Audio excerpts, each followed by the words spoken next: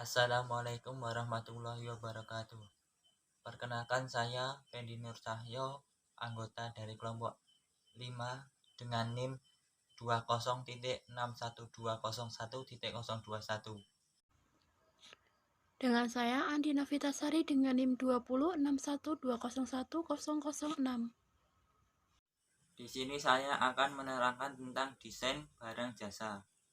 Desain sendiri, arti kata desain dalam kamus Oxford adalah rencana atau gambar yang dibuat untuk memperlihatkan tampilan dan fungsi dari bangunan, pakaian, atau objek lainnya sebelum benar-benar dibuat. Yang dari kata barang tersendiri yakni produk yang berwujud fisik sehingga bisa sanggup dilihat, dirasa, diraba, disentuh, disimpan, dan perlakuan fisik lainnya. Jasa tersendiri yakni semua kegiatan ekonomi yang karenanya bukan berbentuk produk fisik atau konstruksi yang umumnya dihasilkan atau dikonsumsi secara bersamaan serta memberikan nilai tambah, misalnya kenyamanan, liburan, kesenangan, atau kesehatan konsumen.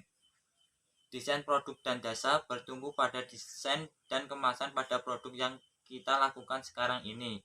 Semakin indah desain yang kita ciptakan, maka akan semakin banyak peminat konsumen. Selanjutnya, tujuan desain barang dan jasa. Yang pertama, kepuasan konsumen.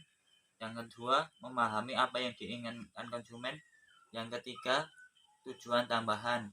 Tujuan tambahan tersendiri ada poin-poin tersendiri, yaitu A. Fungsi dari produk atau jasa. B. Biaya keuntungan. C. Mutu. D. Penampilan. E. Mengurangi produksi atau perakitan. F. Mengurangi perawatan atau jasa. Selanjutnya, tentang strategi desain barang dan jasa. Faktor-faktor utama dalam strategi desain. Yang pertama, 1. Biaya. 2. Mutu. 3. Time to market. Keempat, kepuasan konsumen. Kelima, keunggulan kompetitif. Selanjutnya, peranan strategi desain barang dan jasa dalam proses produksi. Yang pertama, sebagai penyimpanan pesan, peranan desain barang dan jasa ialah untuk memberikan pesan tersembunyi dalam bentuk grafis. Yang kedua, sebagai nilai jual. Peranan desain produk selanjutnya ialah desain produk. Dibuat semoga produk yang dijual menjadi lebih menarik dan unik. Yang ketiga, desain sebagai pola dalam proses produksi.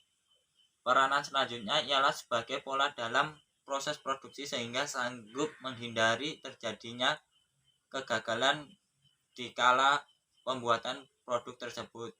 Yang keempat, desain sebagai penentu harga barang dan jasa.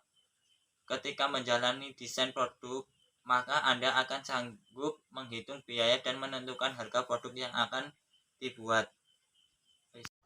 Proses desain barang dan jasa. Yang pertama, menjelajahi ide. 2. Mengurai masalah. Ketiga, membuat desain barang dan jasa. Keempat, pembuatan. Kelima, penyelesaian. Strategi meningkatkan proses desain barang dan jasa. Untuk sanggup menghasilkan desain yang terbaik, desain harus memaksimalkan pemanfaatan kompetensi inti perusahaan. Kompetensi ini intinya merupakan kapasitas atau kemampuan personil perusahaan untuk melaksanakan sesuatu berdasarkan keahlian, pengetahuan, dan pengalaman yang dimilikinya. Pengembangan produk. Pengembangan progres yakni suatu proses dari pencarian ide-ide untuk barang-barang dan pelayanan terbaru dan mengubahnya menjadi komplement ini produk yang berhasil secara komersil. Alasan dasar perusahaan berbagi progres yakni untuk menggantikan item-item yang telah kehilangan minat dari konsumennya. Permasalahan desain produk. Pertama, desain yang tangguh. 2. Desain modular. Ketiga, computer aided design atau CAD. 4. Computer aided manufacturing atau CAM. 5. Teknologi virtual reality. Dan yang terakhir adalah analisis nilai. Isu-isu lain dalam desain produk dan jasa. Pertama, siklus hidup produk atau jasa. Fase perkenalan, pertumbuhan, kematangan. Yang terakhir adalah penurunan. Selanjutnya, seberapa banyak standarisasinya? Standarisasi adalah usaha bersama membentuk standar.